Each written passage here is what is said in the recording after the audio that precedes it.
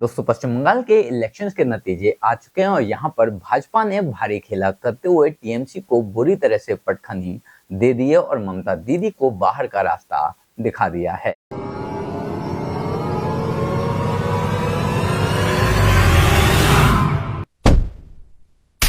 Bye bye. ममता दीदी को पश्चिम बंगाल में हरा देना ठीक उस तरह की बात होगा कि कोई पार्टी गुजरात में भाजपा को हरा दे, मोदी को हरा दे, पर यह पॉसिबल हो चुका है। लेकिन आज हम बात करेंगे उन महारथियों की, उन छुपे हुए एजेंट्स की जो असल में भाजपा में तो नहीं है लेकिन पूरे इलेक्शन कैंपेन के दौरान काम भाजपा के लिए ही कर रहे थे।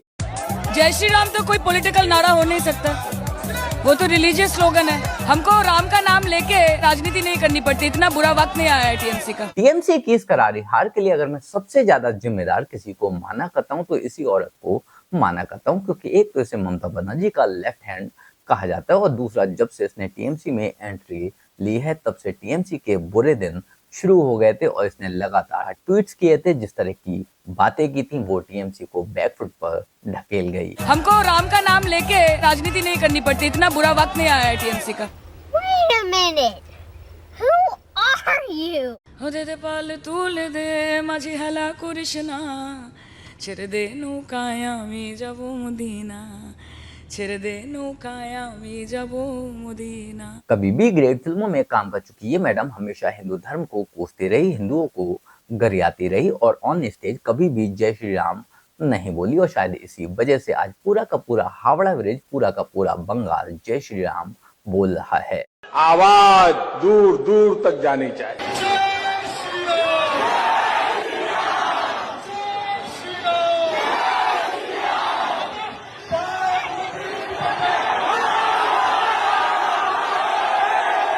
पश्चिम बंगाल हमेशा से देश प्रेम के लिए जाना जाता रहा है, हमेशा से हिंदू धर्म के उत्थान के लिए जाना जाता रहा है, लेकिन टीएमसी के आने के बाद में गंगा पूरी तरह से उल्टी बहने लगी थी और ये लोग ऑन स्टेज हिंदू धर्म को तो छोटा दिखाया करते थे लेकिन मुसलमानों को रिझाने के लिए किसी भी हद तक चले जाया करते थे।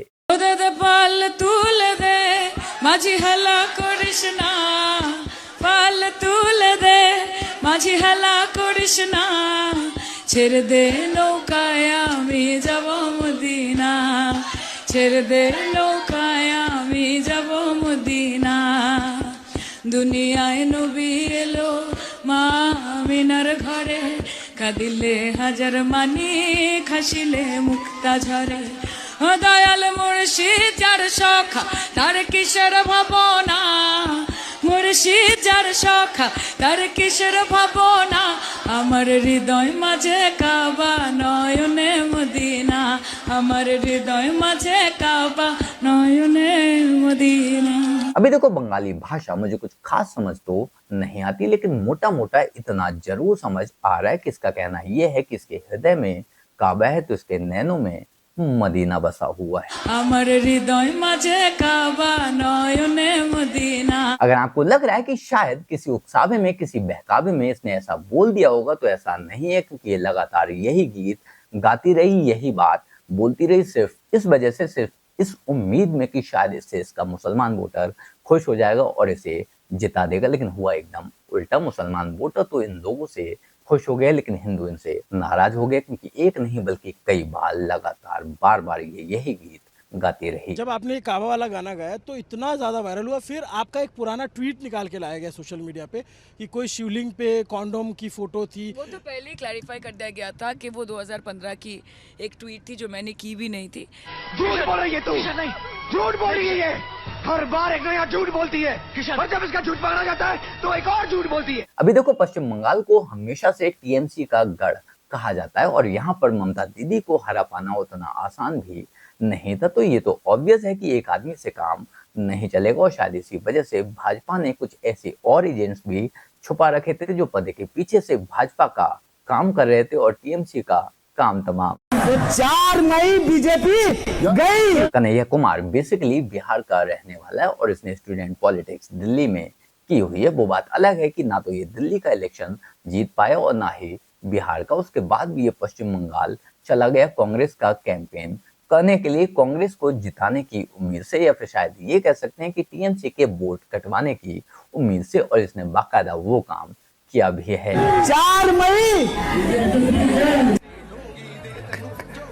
कर दिया काम यूथ कांग्रेस वालों ने। अपना पूरा जोर लगाने के बाद भी कांग्रेस पश्चिम बंगाल में मात्र 3% वोट ही पा पाई। अब ये 3% आपको छोटा लग सकता है, लेकिन भाजपा के नजरिए से देखा जाए तो ये काफी बड़ा आंकड़ा है, क्योंकि ऐसी जाने कितनी सीटें हैं जहां पर टीएमसी 1% वोट से भी हार गई है। मोटा मोटा कह सकते हैं कि अगर कांग्रेस नहीं होती तो भाजपा टीएमसी को नहीं हरा पाती, एटलीस्ट उन सीटों पर तो नहीं हरा पाती। तो 4 मई बीजेपी गई। अभी 4 मई हो चुकी है, भाजपा तो वहीं की वहीं बनी हुई है। हाँ, इन लोगों की इस बेवकूफी से, इन लोगों की इन हरकतों से ममता दीदी जरूर भाग गई हैं।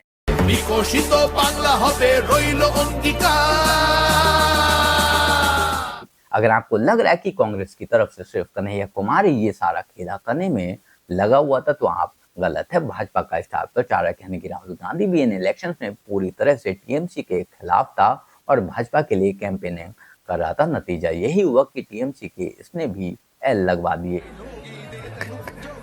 कर दिया काम यूथ कांग्रेस वालों ने। सिर्फ कन्हैया कुमार या फिर यूथ कांग्रेस ही नहीं, बल्कि टीएमसी को हरवाने के लिए, टीएमसी को धूल चटाने के लिए खुद हमारे युवराज भी सड़क पर उतर गए और पूरे इलेक्शन कैंपेन के दौरान ममता बनर्जी को और टीएमसी को गरियाते रहे। भाई और बहनों, एक बात मत भूलिए,